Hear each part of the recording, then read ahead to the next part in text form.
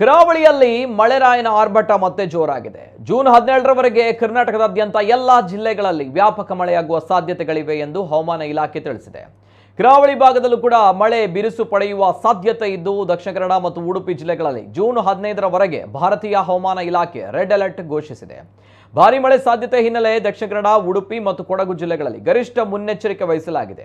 ಗುಡುಗು, ಗಾಳಿ ಸಹಿತ ಸಮುದ್ರದಲ್ಲಿ ಅಲೆಗಳ ಅಬ್ಬರ ಹೆಚ್ಚಳವಾಗುವ ಸಾಧ್ಯತೆ ಇರುವುದರಿಂದ ಸೂಕ್ತ ಮುನ್ನೆಚ್ಚರಿಕೆ ಕ್ರಮ ವಹಿಸಬೇಕೆಂದು ಸೂಚನೆ ನೀಡಲಾಗಿದೆ. ಇನ್ನು ನಿರಂತರ ಸುರಿದ ಭಾರೀ ಮಳೆಯಿಂದಾಗಿ ಕಡಲ ತೀರದಲ್ಲಿ ಕಡಲ್ಕೊರೆತ ಜೋರಾಗ್ತಾ ಇದೆ ಎಂದು ತೀರದ ನಿವಾಸಿಗಳು ಹೇಳಿದ್ದಾರೆ.